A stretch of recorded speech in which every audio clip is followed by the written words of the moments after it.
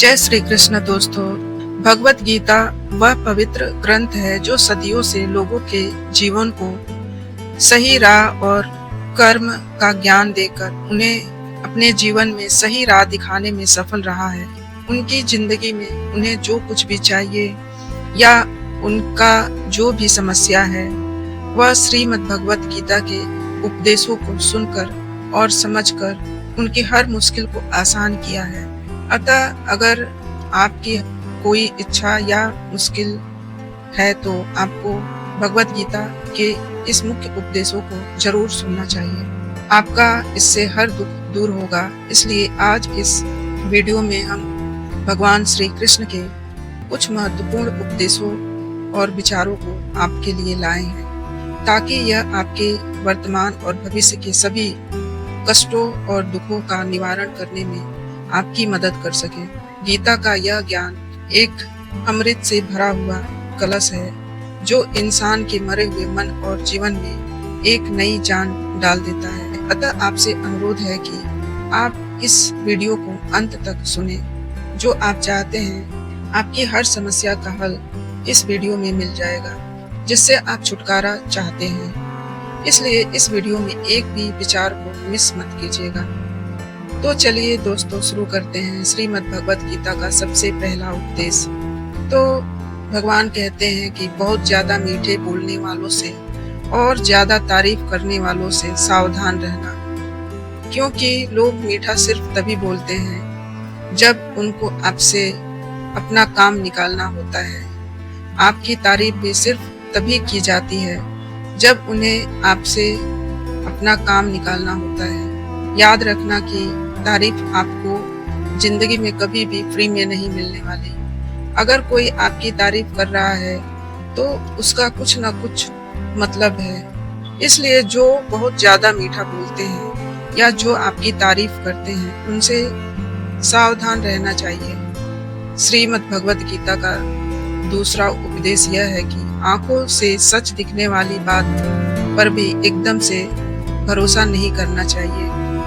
ऐसी बहुत सी कहानियां आपने सुनी होगी कि कई बार आंखों से दिखने वाली बात भी सच नहीं होती। इसलिए भरोसा करने में भी कभी भी जल्दीबाजी मत करना। गीता का तीसरा उपदेश यह है कि हल्की आशा से कर्म करने वाले मनुष्य का मन कभी भी शांत और संतुष्ट नहीं रहेगा, क्योंकि उसकी लालसा हर नए शिखर पर पहुंचनी होती है।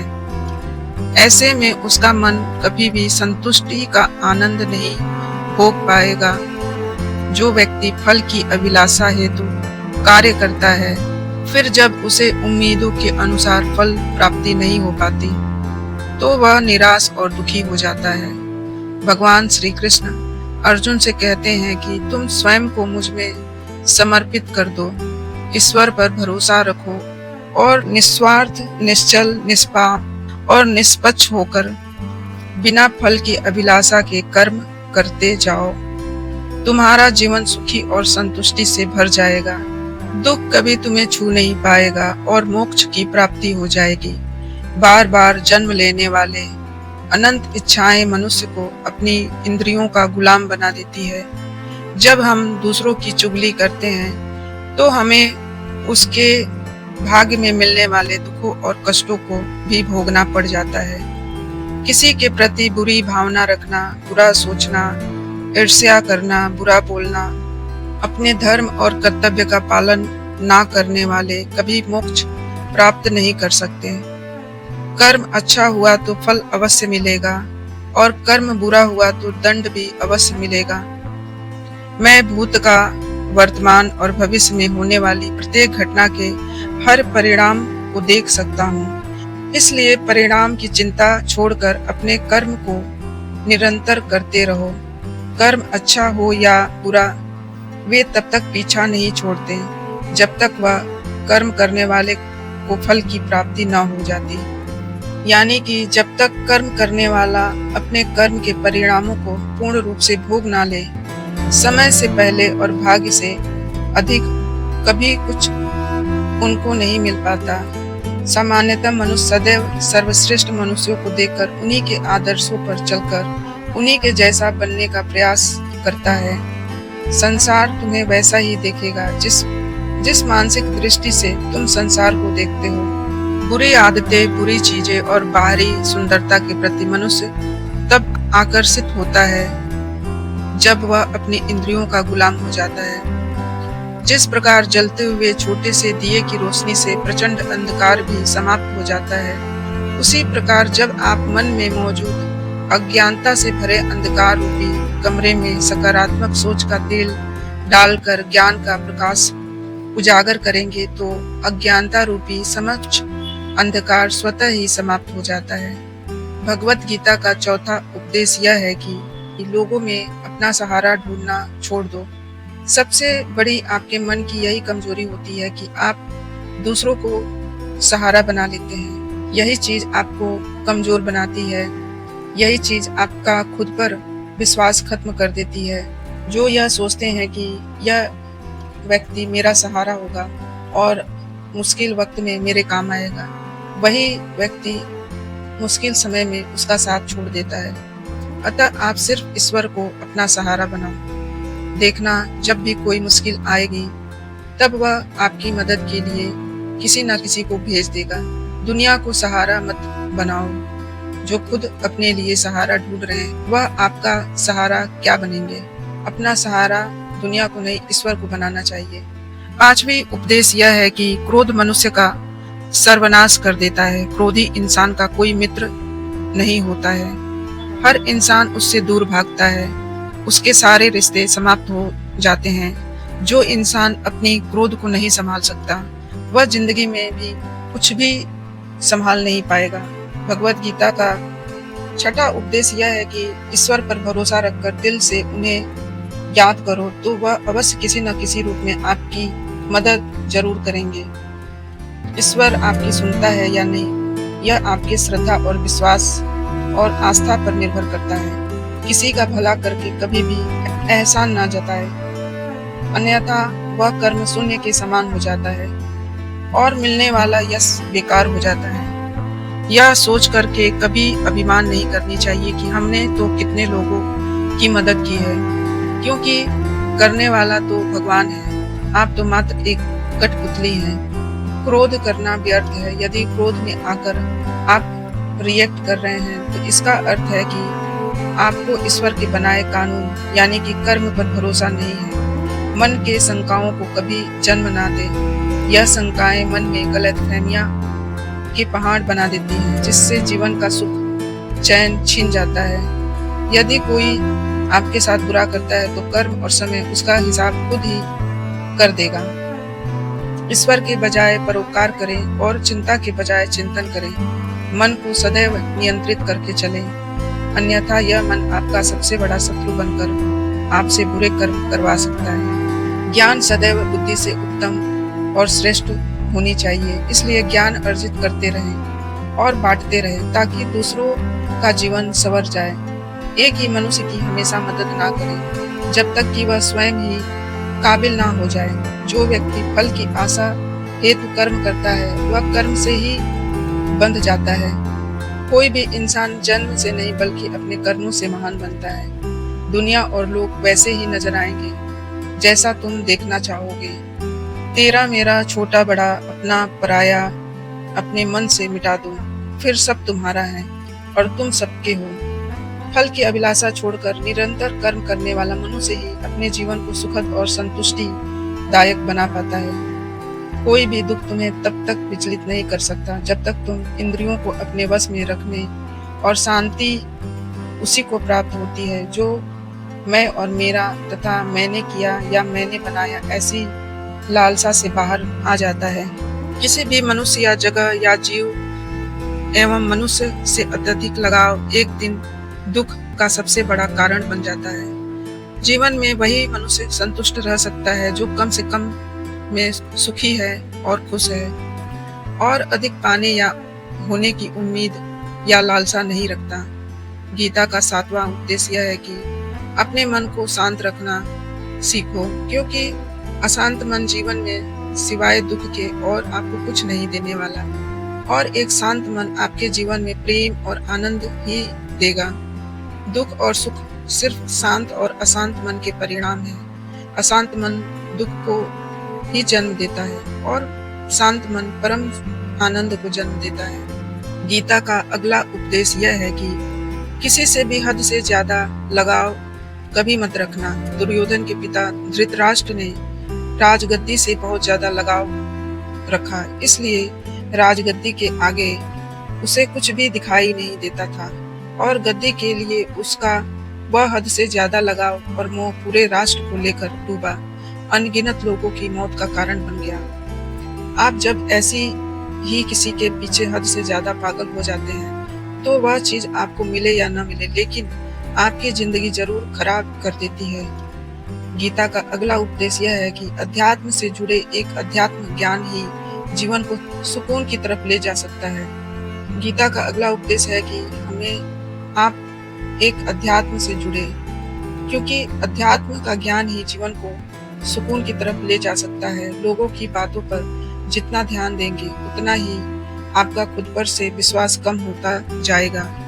इसलिए खुद पर विश्वास कर खुद के दम पर आगे बढ़ो और स्वयं ही अपना मार्ग तय करो। जीवन में किसी भी पल कुछ भी हो सकता है। जीवन सीमित है। समय व्यर्थ मत करो। बुरे अतीत को याद करके दुखी होने से अच्छा है कि उससे सीख लो और अपने वर्तमान को सुधार कर एक बेहतर भविष्य का निर्माण करो। किसी बात को लेकर परेशान हो, कर्म करो और ईश्वर पर भरोसा रखो। क्या होगा क्या नहीं यह ईश्वर पर छोड़ दो। जितना अधिक पुरुषार्थ करोगे स्वयं स्वर्ग का मार्ग उतना ही सरल होगा। स्वयं को ईश्वर के चरणों में सौंप कर नित्य अच्छे कर्म करते जाओ। लोगों की भलाई करो और उन्हें सही राह दिखाओ। एक ज्ञानवान व्यक्ति कभी भी गंदी सुख में आनंद नहीं लेता, इसलिए ज्ञानी बनो। जो हुआ वह अच्छा हुआ, जो हो रहा है वह भी अच्छा हो रहा है और जो आगे होगा वह भी अच्छा ही होगा। वेद पुराण पढ़ने का कोई लाभ ही नहीं जब तक कि उनमें कई बातों को अपने जीवन में अमल ना करे, उनका पालन ना करे। रावण बुद्धिमान अवश्य था किंतु ज्ञानी नहीं। उसकी अज्ञानता ने उसे क्रोधी, कामुक और अहंकारी बना दिया, जो उसकी मृत्यु का कारण बना। भगवान कहते हैं कि मैं सभी प्राणियों को एक समान रूप से देखता हूँ। मेरे लिए ना कोई कर्म प्रिय है और ना ही अधिक ज्ञान व्यर्थ है। जो सिर्फ तुम तक सीमित है उस ज्ञान का कोई लाभ नहीं, जिससे समाज एवं जगत का कल्याण ना किया जा सके। तुम क्यों व्यर्थ में चिंता करते हो? तुम क्यों भयभीत होते हो? कौन तुम्हें मार सकता है? आत्मा ना कभी जन्म लेती है और ना ही उसे कोई मार सकता है। यही जीवन का अंतिम सत्य है। मनुष्य के कर्म ही मनुष्य को ईश्वर के नजदीक लाता है या ईश्वर से दूर कर देता है। इसलिए हमेशा अच्छे कर्म ही करें। जब जब इस धरती पर पाप, अहंकार और अधर्म चरम सीमा पर होगा, तब तब उसका विनाश कर धर्म की पुनः स्थापना हेतु मैं अवश्य अवतार लेता हूँ। जो दान कर्तव्य समझकर बिना किसी सोच के किसी जरूरतमंद व्यक्ति को दिया जाए, वह दान सात्विक माना जाता है। जिससे मन को जीत लिया, उसने पहले ही परमात्मा को प्राप्त कर लिया, क्योंकि उसने शांति प्राप्त कर ली है। ऐसे मनुष्य के मन पर सुख दुख, सर्दी गर्मी, मान अपमान का कोई फर्क ही नहीं पड़ेगा। जो विद्वान होते हैं वह ना तो जीवन के लिए और ना ही मृत्यु के लिए शोक करते हैं। गृहस्थ वह समाज में रहकर परोपकार करना और अपने कर्तव्यों को पूरी निष्ठा से ईमानदारी के साथ निभाना, धर्म का पालन करना भी बड़े तप के समान होता है। गीता का अगला उपदेश यह है कि इंसान ही आजकल इंसान का दुश्मन हो गया है। चाहे आप बिजनेस में देख लो, चाहे आप रिश्तों में देख लो, किसी भी फील्ड में इंसान ही इंसान को नुकसान पहुंचा रहा है। इतना प्रतिस्पर्धा बढ़ गया है कि चोरियां बढ़ रही हैं, इतना क्राइम बढ़ गया है। शास्त्रों में जो कलयुग के लक्षण लिखे हैं कि एक दिन इंसान ही इंसान को खाएगा, वह समय तो आ गया है। इंसान ही तो इंसान को खा रहा है, एक दूसरे का बिजनेस खा रहा है, एक दूसरे की नौकरियां खा रहा है, एक दूसरों की जिंदगी की खुशियां खा रहा है।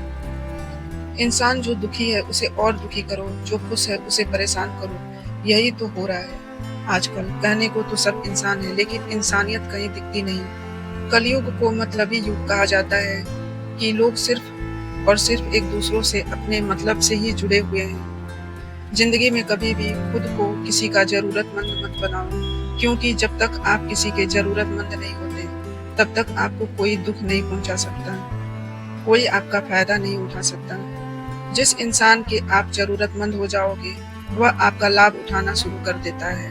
गीता का अगला उपदेश यह है कि जिंदगी में कभी भी खुद को किसी का जरूरतमंद मत बनाओ, क्योंकि जब तक आप किसी के जरूरतमंद नहीं होते, तब तक आपको कोई दुख नहीं पहुंचा सकता, कोई आपका फायदा नहीं उठा सकता। जिस इंसान के आप जरूरतमंद हो जाओगे, वह आपका लाभ उठाना शुरू कर देता है। जिस दिन आपने अपने जीवन को किसी का जरूरतमंद बना दिया, उसी दिन से आपको उसकी गुलामी करनी पड़ती है। औरों को तो छोड़ो, लोग अपने नौकरों के गुलाम बन जाते हैं। उन्हें पता होता है कि आपका काम उनके बिना नहीं चल पाएगा और आप खुद से उतना काम कर नहीं पाएंगे। लेकिन जब उन्हें यह समझ में आ जाए कि आप अपना खुद काम कर सकते हैं, तो आपको दूसरे 1000 ऑप्शन मिल सकते हैं, तो वह चुपचाप अपना काम करेंगे। अब अगर आप कोई ऐसी नौकरी करते हैं जहां आपके बॉस के गलत होते हुए भी आप उसका टॉर्चर सहते रहते हैं, तो उसको पता होता है कि आप उसके जरूरतमंद हैं और वह उसका पूरा फायदा लेता है। और तो और जिस घर परिवार में आप रहते हैं, वहां पे भी किसी के जरूरतमंद है, तो वह आपको पूरा चूस लेता है। आपने कभी गौर किया होगा कि आपकी जिंदगी वही लोग खराब करते हैं जिनके आप जरूरतमंद हो जाते हैं। आपका सारा दुख वहीं से आता है जिसके आप जरूरतमंद होते हैं। जरूरत सिर्फ शरीर या काम की नहीं होती, बल्कि यह सबसे बड़ी जरूरत मन की होती है कि जिंदगी में कोई हमें चाहिए, हमें संभालने के लिए, नहीं तो हम खुश नहीं रह पाएंगे। अकेलापन लोगों से झेला नहीं जाता। फिर कई बार आप ऐसे लोगों से जुड़ जाते हैं जो आपकी इस मन की जरूरतमंदी का पूरा फायदा उठाते हैं। आप उनसे रिश्ता इसलिए जोड़ते हैं कि ताकि आपकी जिंदगी में थोड़ा खुशी आए, और वह लोग आपको खून के आंसू रुलाने लगते हैं, आपकी पूरी जिंदगी नर्क बना देते हैं। याद रखना एक बात, माँ बाप के अलावा ऐसी दुनिया में आज तक कोई पैदा नहीं हुआ कि आप जिसके जरूरतमंद हो और वह आपका फायदा न उठाए। इसलिए जिंदगी में कभी भी खुद को किसी का जरूरतमंद मत बनाना। गीता का अगला उपदेश यह है कि असफलता के डर से दोबारा प्रयास न करने वाले मनुष्य जीवन में कभी भी कामयाबी प्राप्त नहीं कर सकता। क्रोध से भ्रम होता है, भ्रम से बुद्धि व्यग्र होती है, और जब बुद्धि व्यग्र हो जाती है तब तर्क नष्ट हो जाता है, और जब तर्क नष्ट हो जाता है तब व्यक्ति का नाश हो जाता है। बड़ी कामयाबी ऐसे ताले में बंद होती है जो 5 चाबियों से खुलती है: सकारात्मक सोच, एकाग्रता, सच्ची लगन, दृढ़ संकल्प और निरंतर प्रयास। निष्पक्ष और निस्वार्थ भाव से कर्म किए बिना मोक्ष की उम्मीद करना बेकार है। जब भी मनुष्य स्वयं के इंद्रियों के अधीन होता है, तो वासना, आलस और लालच जैसी बुरी आदतें मन पर सवार हो जाती हैं। लक्ष्य प्राप्त करने के लिए हमें कर्म में पूर्ण रूप से समर्पण अति आवश्यक है। इसके लिए धन की लालसा मन से निकालकर अपने कर्म पर केंद्रित होना चाहिए। कर्म को लेकर श्री कृष्ण कहते हैं कि अर्जुन, तुम कर्म करने के अधिकारी हो, ना कि उससे मिलने वाले फल के। अतः बिना फल की आशा किए जब कर्म करोगे, तभी तुम फल की प्राप्ति के पात्र कहलाओगे। क्रोध सोचने की ताकत को हर लेता है, जिस वजह से सही फैसला ले पाना कठिन हो जाता है। यदि आप कर्म फल प्राप्ति की लालसा व लालच हेतु कर रहे हैं, तो कर्म कभी आपकी उम्मीदों के अनुसार प्राप्त नहीं होगा। जिस वजह से बुरे कर्म से पीछा छुड़ाने का सबसे बेहतर तरीका यह है कि मन में अच्छे विचारों को आने दो और सकारात्मकता से सोचो। मनुष्य का मन परिवर्तनशील है। हमारे सोचने का तरीका और आदतें वैसे बनेगी जिस तरह से लोग और माहौल में हम अधिक समय बिता रहे होंगे। मनुष्य जीवन में वही करता है जो भी वह देखता है, सुनता है, समझता है। जो व्यक्ति किसी अच्छे कर्म को करते हुए उसे अपना सौभाग्य और पुरस्कार मानता है, तो ऐसे व्यक्ति को कर्म फल उम्मीदों से कहीं अधिक मिल जाता है। बड़े लक्ष्यों के निर्माण और सपनों को सच करने के लिए सबसे पहले आपको कल्पनाकारी बनना होगा। गीता का अगला उपदेश यह है कि जिस रिश्ते में मर्यादाएं टूट जाती हैं, वहाँ सिर्फ सर्वनाश ही होता है।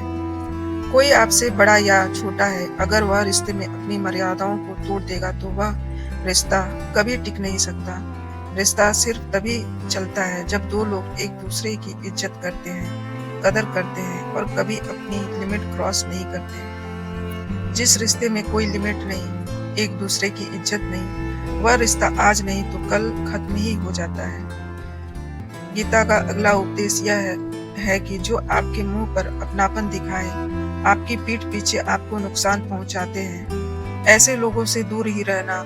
चाणक्य ने कहा है कि ऐसे लोग उस घड़े की तरह होते हैं जिसके मुंह में तो अमृत लगा है लेकिन जिसके भीतर जहर भरा हुआ होता है। आप जिसे अमृत समझकर पी जाते हैं, वास्तविकता में वह जहर ही होता है। तो ऐसे लोगों को जहर की तरह छोड़ देना चाहिए जो अपनेपन का दिखावा करे और पीछे से हमेशा आपको नुकसान पहुंचाए।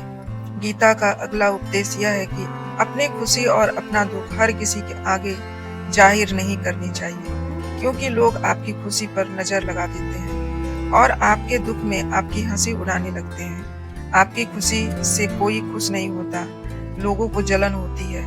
हर आंसू आंख में लाया ना करो, हर जख्म सबको दिखाया ना करो। यहाँ लोग हाथ में नमक लिए फिरते हैं, इसलिए अपना हर दर्द सबको दिखाया ना करो। लोग तो बैठे ही हैं दुखी इंसान को और दुखी करने, और जो खुश हैं उनको तकलीफ पहुंचाने के लिए। गीता का अगला उपदेश यह है कि जीवन में कई बार नया शुरू करने के लिए पुराने को पूरी तरह से मिटाना पड़ता है। भगवान श्री कृष्ण से कुंती ने पूछा था कि हे कृष्ण, क्यों तुमने इतना बड़ा महायुद्ध करवा दिया?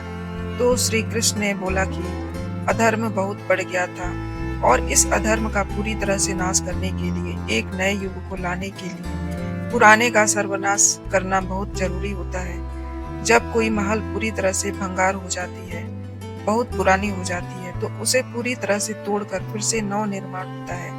ऐसे ही आपके जीवन में आपको कुछ नया करना है तो पुराने को पूरी तरह से मिटाना होगा। गीता का अगला उपदेश यह है कि जब भी जिंदगी में खुद को अकेला महसूस करो, तब इस सच्चाई को ठीक से समझ लेना कि आप दुनिया में अकेले ही आए हो और अकेले ही जाओगे। वास्तविकता में यहाँ कोई आपका अपना नहीं है। एक दिन जो माँ बाप हमें जन्म देते हैं, वह भी हमें अकेला छोड़कर चले जाते हैं। औरों से तो उम्मीद ही क्या करना। यदि कोई आपका साथ छोड़ दे तो याद रखना कि वह ईश्वर सदा आपके साथ है, वह कभी आपका साथ नहीं छोड़ता। तो दोस्तों, भगवत गीता का इतना ही उपदेश आज के लिए। कल नए उपदेश के साथ। अगर आपको यह वीडियो अच्छा लगे तो प्लीज इसे लाइक, शेयर और सब्सक्राइब करें। धन्यवाद। जय श्री कृष्ण, जय श्री राम।